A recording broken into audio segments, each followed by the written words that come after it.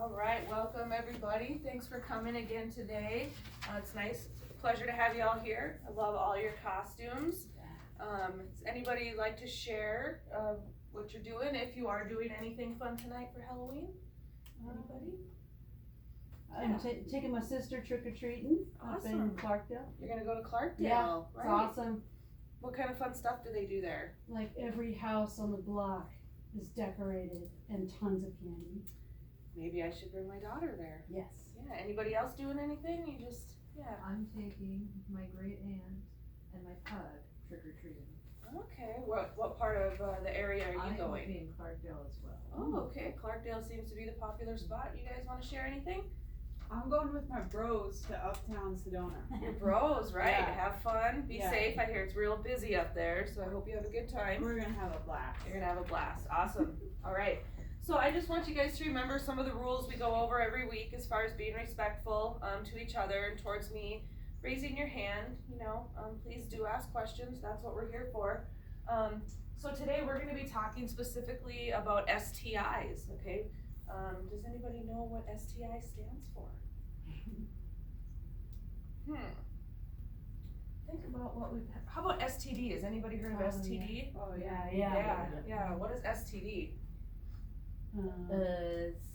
Sexually transmitted diseases. Sexually transmitted diseases. Okay, so STIs, sometimes people write them out as STDs. Okay, STDs and STIs are the same thing. STI stands for sexually transmitted infection. Infection. Okay, so these are some of the. Well, when we talked the other day about consequences or risks when teens choose to be sexually active, we talked about getting somebody pregnant, somebody becoming pregnant. We talked about emotional regret, and then we also mentioned STDs or STIs. So those are something that can happen, a sexual consequence, right? Especially if no protection's being used. So if somebody wanted to avoid dealing with getting an STI, what would be the best choice that they could make? Use a condom. Yeah. Use a condom. Okay, so using a condom is a great choice when and if a teenager chooses to be sexually active.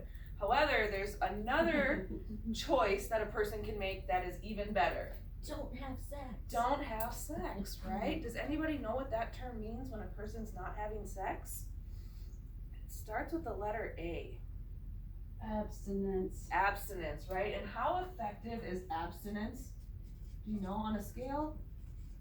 100%. Yep, on a scale of 0 to 100% effective, it is 100%. So when somebody asks you the best way to avoid this from happening, your answer should be abstinence, right? Now, if a teenager chooses to be sexually active, what's the next best choice they can make?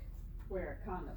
Use protection, right? Yeah. Absolutely. Yeah. All right, so we're gonna get going here and talking about some of the different STIs. So we have a couple different categories that we're gonna talk about. The first two main ones that we have are bacterial STDs and viral STDs, okay? And the reason why we have to separate them into two different categories is because viral STDs do not have a cure, okay? So what that means is when somebody gets it, they're gonna have it for the rest of their life, okay? Now, before we go further, it's important that we all understand the difference between these two terms right here. Between treating something and curing something. So if I'm gonna treat something, what does that look like? Medicine. Medicine? Yeah. Go to the doctor. Going to the doctor, right? So going to the doctor and getting that medicine is ultimately helping, right? Yeah. So like, I don't know, say you have some sort of sickness, you go to the doctor and they give you medication to help make you feel better, right? Or to help make those signs and symptoms go away. If we're curing something, what are we doing? What's the hope that this medication's, that it's gonna cure? It means it's gonna Get rid of it. get rid of it. It's gone, right? Get rid of. Okay? So remember these two terms as we're gonna talk about these different STDs. There's also one other category that we're gonna mention down here, okay? Has anybody ever heard of any STDs or STIs before? excuse me, maybe your buddies are talking about it. Maybe you read something on the internet. Chlamydia? Chlamydia, yeah, chlamydia is an STD, okay, and we're gonna talk more about that, but it is also a bacterial STD, okay, anybody else? Yeah. Gonorrhea. Gonorrhea, do you have a guess if that's bacterial or viral? Bacterial. That's a good guess. I don't know what it is, but I heard people say somebody has crabs. Crabs, okay, so, you know, that is what we'd call like a slang term for actually the parasitic STI we talk about, called pubic lice. How many of you have heard of crabs or pubic lice before? Anybody? Okay, so how many of you have heard of head lice before? Yeah, you had it. Oh, it's nasty. You weren't supposed to say that. Sorry. Yeah, so it's very similar. However, this is in the pubic hair, and the pubic area. So it can be passed through sexual activity, which is why it's an STI. It can also be passed through like sharing certain bed sheets. If a person that was using them before you or in there with you had pubic lice, it can spread that way. I guess a good way to think about it is if somebody has head lice, okay, and say Joe here has head lice and I wear Joe's cap, okay, do I have a pretty good chance of getting that head lice from Joe? Yeah. Yeah, it's kind of similar with pubic lice or the slang term crabs, that if we're sharing, you know, swimming suits, gym shorts, bath towels, that we can also transmit pubic lice that way as well as sexually. Is that a curable then or non? This is curable. Okay. Okay, so the only ones that aren't curable are Right. here. Okay. Okay. So there's different types of medications, lotions, creams, things, depending on the severity Yeah. of, you know, how long that pubic lice, if it was taken care of soon or if it was there for a while, it might take more treatments. Okay. Good question. Any other STDs that we've heard of? HIV, but I don't know what it means. Okay, HIV, but we don't know what it means. And when we see HIV, we write it out like that. So anybody here heard of HIV? No? Kind of? Alright, so let's look real quickly, since we had a question on what HIV means, okay? HIV actually stands for, well, let's work on this together. What do you think the H in HIV stands for that all of us are that start with the letter H? Humans. Humans? Human. Sure. Human. Now this one is immunodeficiency. Sounds kind of confusing, huh? Mm-hmm. Yeah. And the V stands for virus, right? Because it is a viral STD. So HIV, when a person gets it, it attacks their body's immune system, okay? What does our immune system do for our body? Keeps us healthy. Yeah, so when you get sick, your immune system fights off that cold or flu or whatever you might have, okay? So when a person gets HIV, it causes their immune system to be deficient. So do you think that means it's working good or it's working bad? Bad. Bad, right? It's working incorrectly.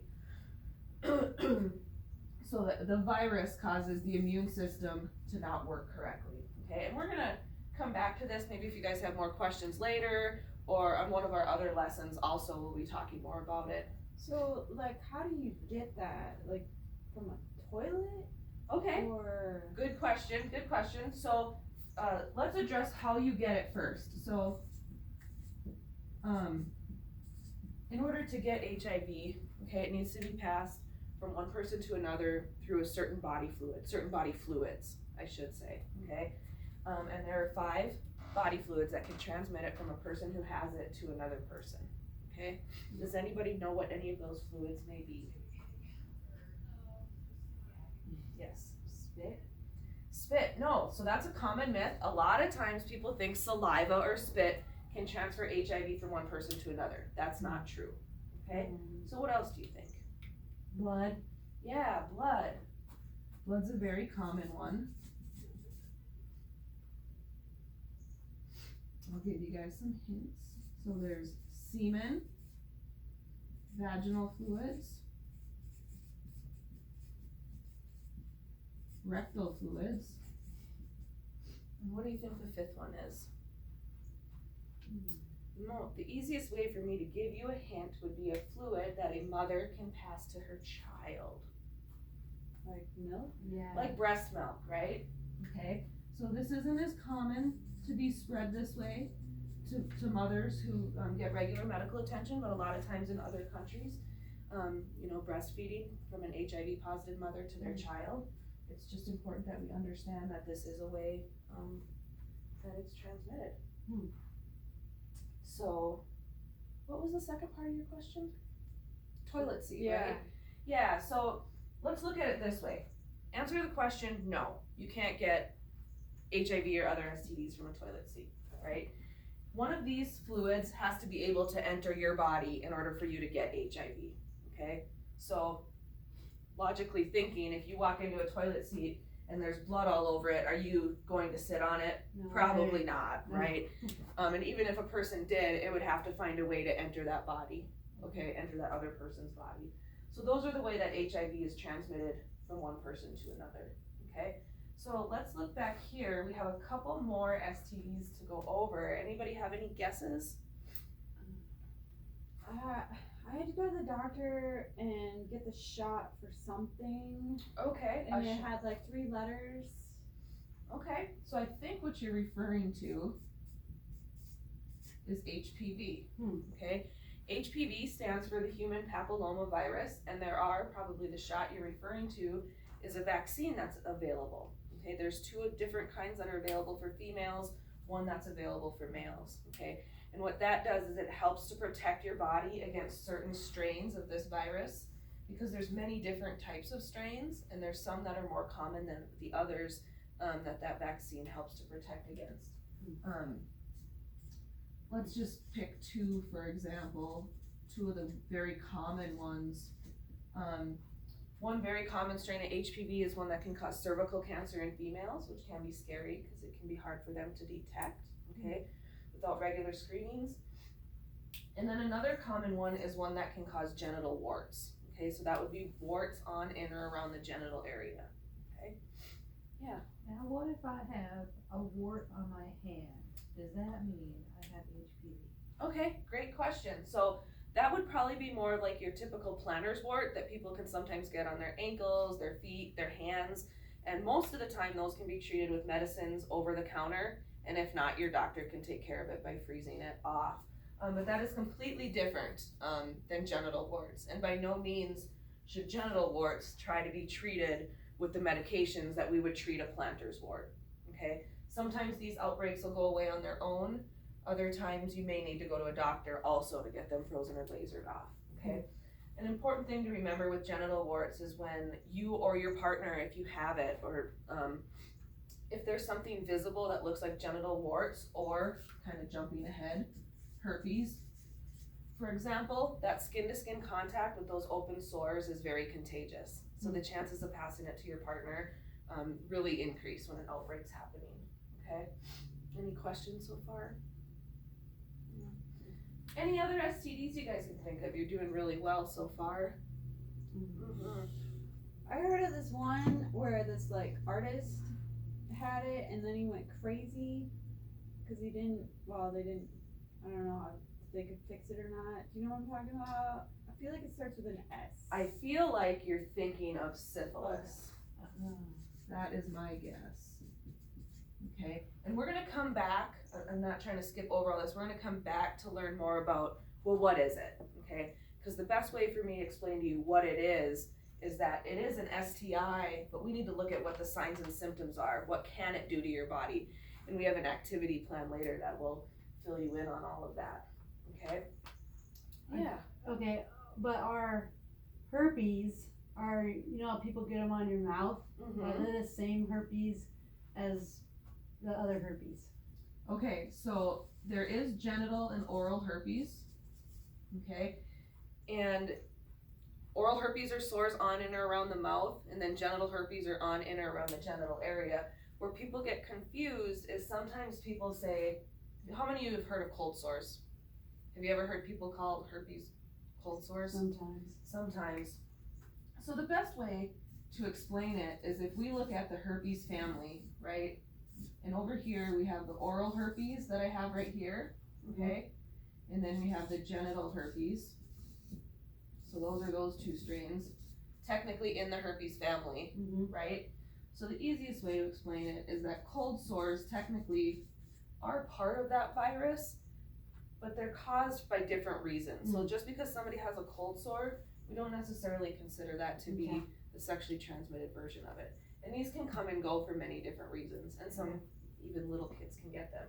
So even though they fall under the family, they're different. That's a really great question. Okay, let me just add a couple here. We have another one called trichomoniasis, and then we have hepatitis B. Okay, just a quick side note here with HIV and Hep B, these two STDs can both be transmitted through blood. Okay, and so when we talk specifically about HIV, we talk about things that are high risk, low risk, and no risk. Okay, so obviously if somebody chose to have unprotected sex, would that be high risk, low risk, or no risk for HIV? High High risk, right? Can you think of any other activity that would put a person at high risk for HIV that might involve blood? Hospital people. I don't know. That, hospital people, that Yeah. could be maybe an accidental stick, that could be considered a risk in some cases, absolutely. I've heard that drug users can get it. Drug users, and why do you think certain drug users are at risk for things like HIV or Hep B? Because they use needles. They use needles, right? And oftentimes what happens is those needles get shared. So what are we sharing besides just drugs and those needles? What's being passed? Blood. Blood, right? So that's gonna be a high risk. So just something to remember when we're looking at high risk. Needles should never be shared. As far as steering clear of unclean tattoos or body piercings, because once again, we're puncturing skin, we're using needles. So there could be illnesses passed that way as well. All right, that looks pretty good right now. I think what we're gonna do is talk a little bit about transmission. Do you know what transmission means? Giving it to someone. Yeah, giving it to somebody, getting it from somebody, passing it. It'd be like if we passed a basketball to each other, type of a thing. So in this situation, we have two people. Let's just say we have Jill and we have Jack, okay? And Jack has been abstinent up until this point, okay? He hasn't had any partners, but Jill's had some partners, okay? So Jill's had two partners. But what we're looking at is, we're looking at how easily things can be transmitted from one person to another. So really, what this diagram is trying to explain is that Jill's actually been exposed to 15 different people. Doesn't look like it by this chart, right? So just let's think about that for a minute. And think about, do you guys think that your sexual history or past, if a person had one, if they had, like we can say here, Jill has a sexual history, right? Because she's had sex with some people. Do you think that has an impact on her sexual health? Yeah. Yeah, well, any guesses as to why? Because you don't know what they had. These ones? Yeah. Yeah, we don't know what they had. Do we know who they've been with? No. No, we don't. So let's look at that just a little bit closer, all right?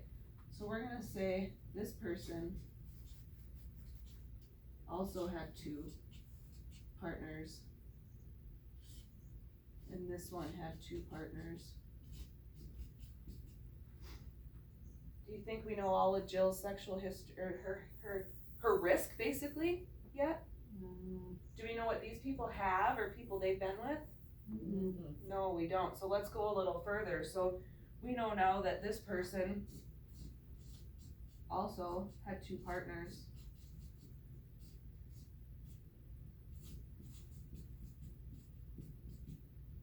And this person had two partners. And this person had two partners. Two seems to be the common theme here. So look, so now we have Jill, who's had two partners. Those have had partners, partners, partners. So let's count. What do we have here? 1, 2, 3, 4, 5, 6, 7, 8, 9, 10, 11, 12, 13, 14.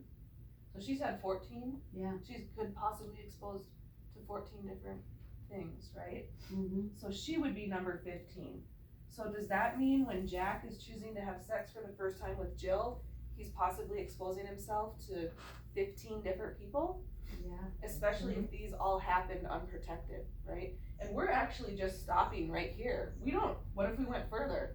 Maybe this person had nobody, maybe this person had 5, and so on down the line. So it's just something to remember how quickly and easily things can be passed. So let me ask you, what could happen if one of the guys at the bottom row had an STI? I mean, go all the way up. All the way up, yeah. So it could, depending on the order of the sexual encounters, say this person had it, gave it to that person, maybe they gave it to that person, to their. Yeah. So Jack's kind of at risk, right? Even though he's been abstinent up to this point. Do you think he could catch an STI the first time he has sex? Yeah. I think so. Could be possible. What do you think might be a good thing for Jack to think about right now? What do you say? Wearing a condom? Yeah. Yeah, wearing protection Protection. might be a good choice. What other choice might Jack have right now? Say no. Okay, he could say no, choose to be abstinent, right? And if he Ask Jill, Oh, ask Jill, what's he yeah. gonna ask Jill? how many people have you been with? And what is she gonna say? 2. 2. So do you think Jack's gonna feel good about that? And Jill might not know that those 2 have had sex with those people. Right. I mean, he could ask her, do you have any diseases? He could ask her, right? I mean, I guess, if Yeah. they're really. That's weird. I know, but. Yeah, it could be kind of weird, but do you think that's a conversation that should happen? Yeah. Yeah, and so say Jack decides to ask Jill, do you have any diseases? Do you know? And Jill feels fine, looks fine, and goes, no, I don't have anything. Should Jack take her word? No. No? So what should they do? Like, can you find out somehow? You can find out. So you can find out if you have any of these type of things by actually going and get tested, okay? So the hard part about that is it's probably gonna be a tough conversation with your partner, Yeah. right? And truthfully, Jill could tell Jack, I don't have anything, because these STDs don't always show signs and symptoms, right?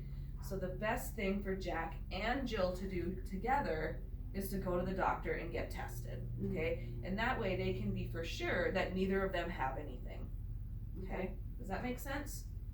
Because even though she may say no and says she's only had 2 other people and they didn't have anything, we don't know what could possibly be going down further and further down the line, Okay. okay? Does that make sense? Mhm. All right. So what I am going to do now is I'm going to ask for 3 volunteers. You wanna do it? Okay, you 3 right here. I'm gonna have you come stand up here and face your classmates. Ah. Alright. I'm going to give each of you a half-filled bottle of water. Okay. Now, I just want you to hold on to yours, okay? I want you to take a drink of that and then spit it back in there.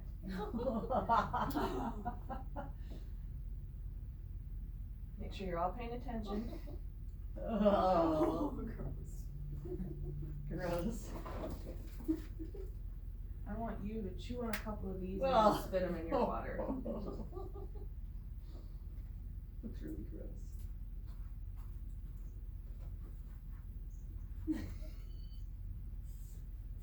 I like my water best. Yeah. Oh, nasty. Gross. You're not liking.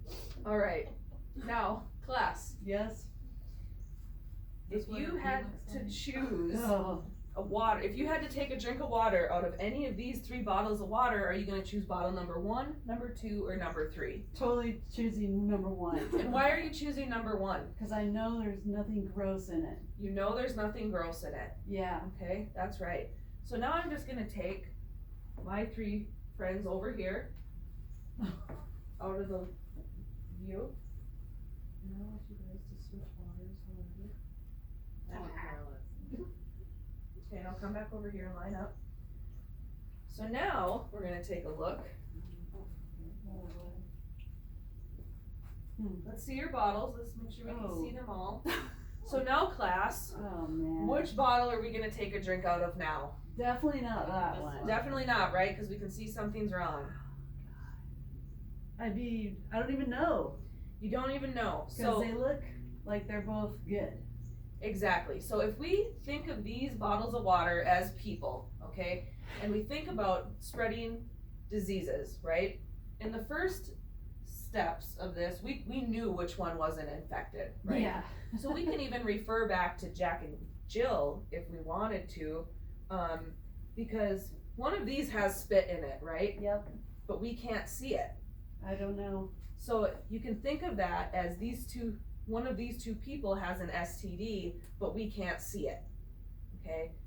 Does that make sense? Yeah. Yes. So that's why when we talk about getting tested regularly and things like that, it's really important that that's happening because Scary. it is very scary. Yeah. Okay? So, and even I don't know which one, is good or not. So Ooh. just always something to remember. Okay. Thank you. Ew. That's pretty good. That was gross looking, I didn't know that. Yeah. All right, so what we're gonna do now is we're gonna kind of refer back to STIs, and we're gonna be talking about different signs and symptoms, okay? Because like I said before, maybe somebody's gonna say, well, what is syphilis? And the best way for me to explain that, like I said, is to tell you what the signs and symptoms are, and these brochures are gonna give you, are gonna fill you in on that. So just think about like, if I were to ask you, what's the flu? I don't know. You throw up. Yeah, You get the temperature, mm-hmm. maybe. And what are all those things you're describing to me? Symptoms. Yeah, they're all signs and symptoms. Yeah. So that's the easiest way to explain an STD also. So let me just show you. You guys are all welcome to keep these when you leave as well. But there's a few things I want you to focus on. Over here we have the list of the STDs, okay? Over here we have what to watch for, okay? And these are all the different signs and symptoms, okay? So I'm gonna give each of you one of these and I want you to focus on the what to watch for, okay? So go, syphilis. Read what might happen. But keep in mind that people don't always show signs and symptoms. But if they did, this is what they look like, okay?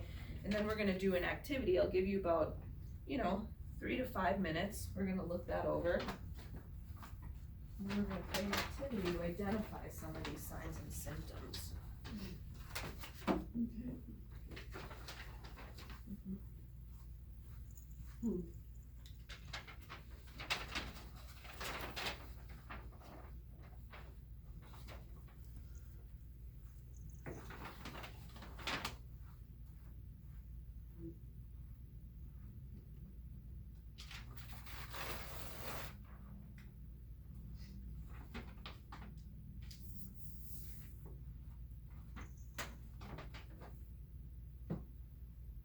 And let me know if you have any questions.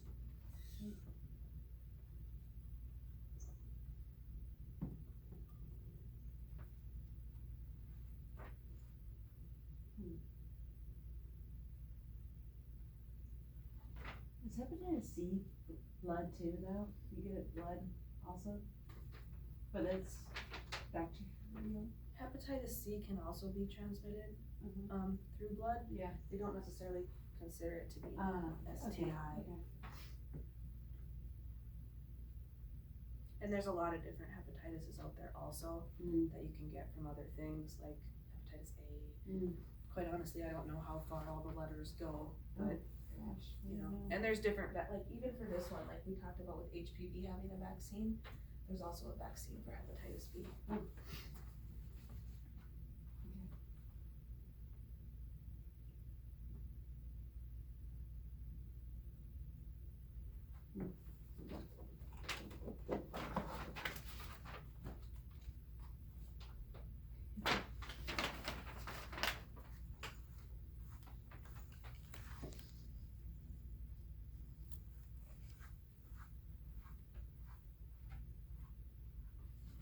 All right, so does anybody have any questions so far?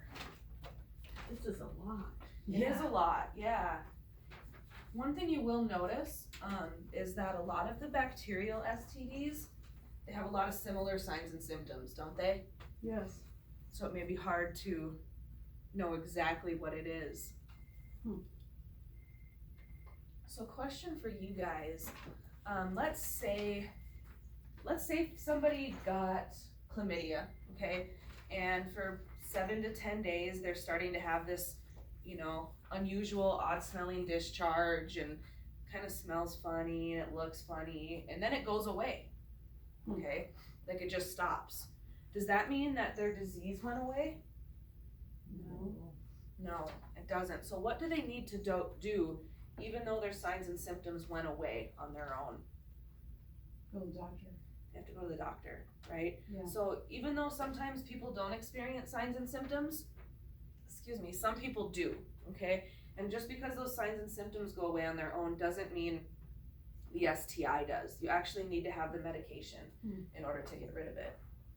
So another question, let's say that person with chlamydia goes to the doctor, gets medication, takes it for the 1 or 2 weeks depending on what it is, okay, and the chlamydia goes away. Who should they be talking to during those 2 weeks besides seeing their doctor? Whoever they had sex Yeah. with. Yeah, any partners they may have had, because their partners probably need to go in and get tested. Kind of once again referring back to something like this, depending on how far it has to go. Okay. Once a person gets that medication and they're done with it, can they get that STI again? Yes. Yeah, they can become exposed again, okay, with the bacterial ones. All right, so I'm gonna have you fold up your papers. Okay. We're gonna see how much you learned. And I think the way we're gonna play this is, we're gonna kind of play it where I'm gonna have a couple volunteers come up one at a time, and they're gonna kind of play that they're the patient, okay? So they're gonna be coming in to see all of you as doctors, and they're going to explain maybe what they've been experiencing, okay? And I just want you all to keep in mind that this is just a game, okay? What we talk about in here, what's being shared, we're gonna, go ahead and keep that in the classroom, okay? So do I have any volunteers, to read the first one to the class, or would you like me to start? You do. Me Start. start. All right, so I'm gonna read you this as a patient. You guys are doctors. I'd like for you to wait until I'm finished reading and then see if you have any guesses onto what you think I have, okay? So 2 months ago, excuse me, 2 months ago I got high with a friend. We ended up sharing the needle because we only had one. After we got high, we ended up having sex and we didn't use protection. Now I'm feeling sick. It's sort of like I have the flu and I'm constantly tired. It is really hard for me to get out of bed in the morning, and when I use the bathroom, my urine